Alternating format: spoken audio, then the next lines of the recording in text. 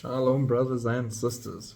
So, when I was young and starting out in ministry and just drawing nearer to God and having some amazing experiences, of which I will share more and more in the days ahead as we grow closer to leaving in testimonies, because there's power in testimony. I also used to write a lot. I enjoy writing. I'm a writer by nature.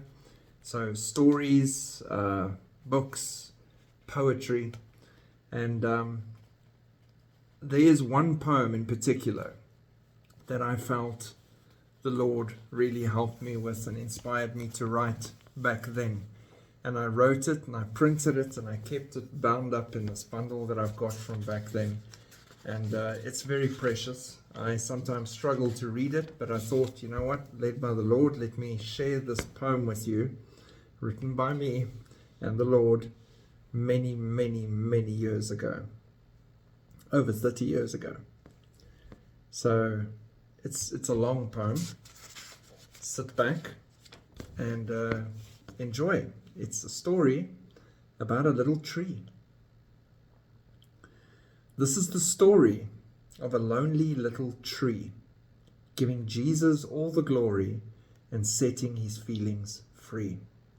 In the woods he slowly grew with a deep desire in his heart. The coming Christ he knew. He wanted to be with him from the start. The other trees mocked, yet he never lost hope, until the carpenters came and chopped and hauled him away by rope. He shut his eyes to wait as the carpenters laid him down. Then he looked to see his fate. He'd become 7 pieces lying around. He wept as he saw the first one thrown into the fire. His dream was there after the first was gone, and so was his greatest desire. The rest was taken away, each piece to a different place, and where they arrived, they would stay. Now was the beginning of the race. The second piece heard a cough as the carpenter sawed away. He was turned into a trough, and in Bethlehem he would stay. The third was different too. He was made into a chair.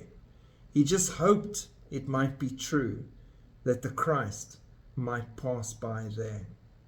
The fourth was in a stable, till the carpenter gave it some care. He turned it into a table, and he put it in his workshop there. The fifth was rather wet, as it was formed for fishing at sea. It soon got used to nets, and as a boat it felt pretty free. Number 6 was quick to sell, and a bucket was its fate. It would always be at the well in its eternal wait.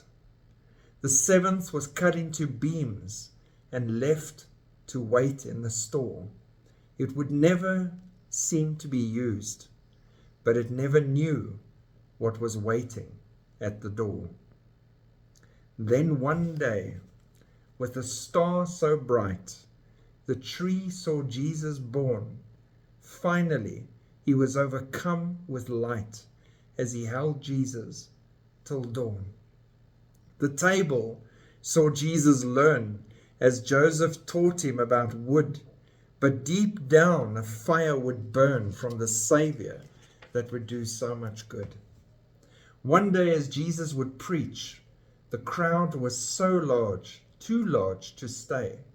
So he boarded the boat out of reach, and the tree had its most joyous day.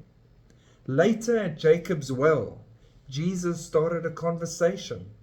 The bucket of water would tell of a precious, special salvation. 2 beams in a store thought they were a loss, yet the end was at the door, and it was time for the cross. The tree wept as Jesus fell, and Simon carried on. Yet today Christ would conquer hell, and the battle would be won. For hours Jesus hung on the tree as he covered it with his blood. The tree was all they could see what Jesus had really done. When he finally breathed his last, they came to take him down. All that remained was a bloody mast and a tree that would never again be brown. The tree's life ebbed away shortly after it saw Jesus died. It knew he'd rise on the third day, but the dreams and desires had survived. The last thing said by the little tree was that sin was like a flood. Believe in Jesus, who could set you free and wash you clean with his blood. Hope you enjoyed that. God bless.